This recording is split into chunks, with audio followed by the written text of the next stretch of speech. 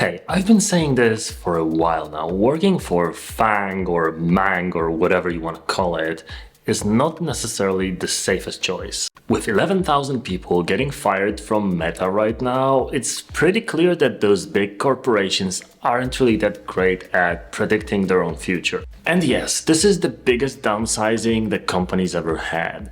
They are explaining it, saying that they were expecting growth to continue the same way as it did during the lockdowns, so yeah, I guess they realized that lockdowns will be forever. Pretty smart, right?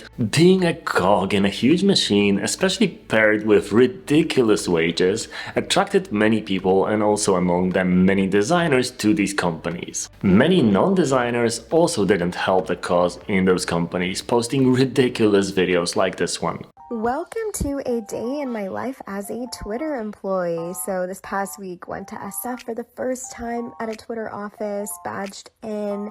Honestly, took a moment to just soak everything in. What a blessing. Also started my morning off with an iced matcha from the perch. Then I had a meeting, so quickly scheduled one of these little pods. Took my meeting, got ready for lunch. Look how delicious this food looks. Oh my goodness, I was so overwhelmed. Then made my way down to this log cabin area. I don't know what this is, but it was really cool. Played some foosball with my friends to kind of unwind a bit. Obviously had to have our afternoon coffee, so made some espresso. And then before leaving for the day, had some red wine that's on tap. Went up to the rooftop and just honestly enjoyed the beautiful weather. Cause apparently working for Twitter or Meta mostly consists of playing football, drinking matcha lattes, wine on tap, and that is all interrupted by a couple of 15-minute meetings in between, you know, kind of talking about some important stuff. Yeah, looking at this, I would fire these people, all of them.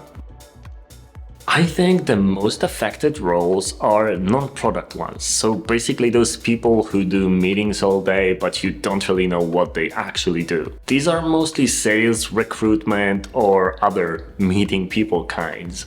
And there are some developers and designers being laid off from Twitter, from Meta and from other big companies, but at least for now these are not really big numbers. But you know that you can't be sure how safe you'll be in a big company like that, no matter what you do. What I would suggest is to go work for a smaller company, and yes, for lower pay, but at least you'll be doing what you love with people that you can actually know, instead of just kind of having so many people around you that there is no way of knowing them all. Because as a cog in the machine, it's pretty easy to replace you with a cheaper cog or even scrap the entire machine and switch it to a different one. And if you can, start your own freelance business, be your own boss, and don't look back at what the giants are doing. And then before leaving for the day, had some red wine that's on tap. Or actually, you might look at what they're doing and sometimes do the opposite, because wine on tap doesn't really contribute to productivity. So if you're gonna run your own company, maybe don't do stuff like that. So chin up. Even in difficult times, there's still potential for growth.